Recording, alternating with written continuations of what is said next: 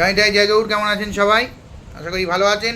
অষ্টম ঘর অর্থাৎ কিনা লগ্নকে এক ধরে অষ্টম ঘরে যদি শনি থাকে তাহলে কি ফল দেয়? অষ্টম ঘর হচ্ছে মৃত্যুর ঘর, আয়ুর ঘর। অষ্টম ঘর থেকে আমরা আয়ু দেখি, অষ্টম ঘর থেকে গোপন বিষয় দেখি, রূপান্তর দেখি, রূপান্তর, পরিবর্তন। আপনি খুব দরিদ্র, আপনি রাজা হয়ে গেলেন, আপনি রাজা, আপনি ভিখিরি হয়ে গেলেন, রূপান্তর, যে কোনো রকম রূপান্তর। ঠিক আছে? বিপদ আপদ দেখি, উত্তরাধিকার দেখি, রহস্যময় কোনো রোগ, রহস্যময় কোনো আচার আচরণ, রহস্যময় কোনো ক্রিয়া, এইগুলো দেখি। শনি যদি ভালো হয়ে অষ্টম ঘরে যদি বসে তাহলে আপনার আয়ু হবে প্রচুর, কিন্তু হ্যাঁ, অষ্টম ঘরে শনি বসলে কোনো না কোনো একটা রোগ দেবে। সেই রোগ নিয়ে, যেমন হাঁপানি রুগী ধরুন একজন রয়েছে যে 90 বছর ধরে বেঁচেছে, অষ্টম ঘরে শনি থাকতে পারে তার। এরকম কোনো ক্রনিক একটা রোগ দেবে যা নিয়ে তাকে কষ্ট পেতে হবে, কিন্তু সে বাঁচবে বহুদিন।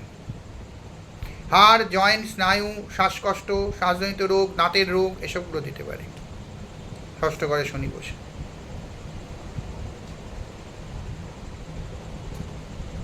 আর্থিক এবং উত্তরাধিকারের দিক দিয়ে হঠাৎ প্রাপ্তি হতে পারে, বিমা থেকে টাকার ইনকাম হতে পারে, সঙ্গী, পার্টনার, স্বামী হলে স্ত্রী, স্ত্রী হলে স্বামী, এদের থেকে টাকা ইনকাম হতে পারে, বৈধব্য যোগ আসতে পারে।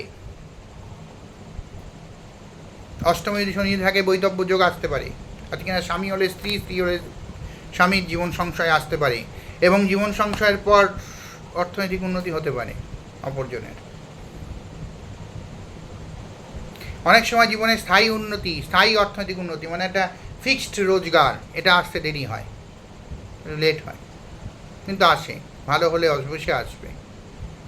দাম্পত্য খারাপ হলে দাম্পত্য জীবনের চাপ আসতে পারে, দূরত্ব বাড়তে পারে, এসব হতে পারে।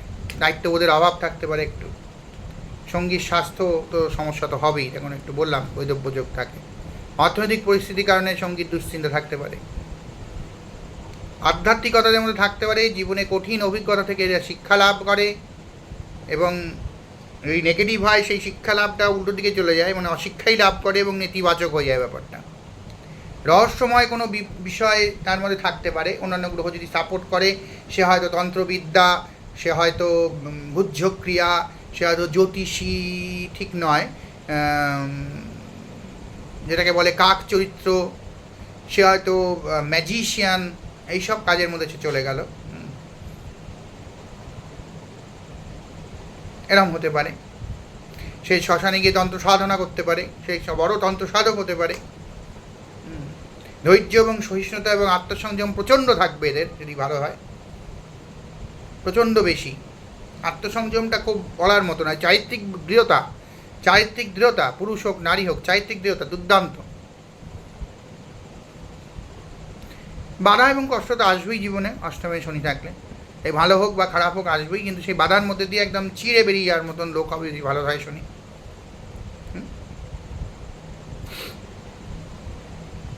অনেক সময় একাকিত্বের অনুভূতি হয় অনেকজনের মধ্যে থেকেও, যেন মনে হয় সে একা রয়েছে, তার কথা কেউ বুঝতে পারছে না, বা সে এই জগতের লোক নয়, এরকম তার অনুভূতি হয়। বহু লোকের মধ্যে সে বসে আছে, সে এরম এক জায়গায় বসে বসে সে ভাবছে, তাদের সঙ্গে কথা বলছে, কিন্তু ব্যাক মাইন্ডে তার একটা ফ্ল্যাশ চলছে যে আমি এদের থেকে আলাদা, এরা আমার কথা বোঝে না, আমিও এদের কথা বুঝলেও এরা আমার কথা বোঝে না, এরকম আর কি। এই ধরনের একাকিত্বের অনুভূতি এদের মধ্যে আসতে পারে।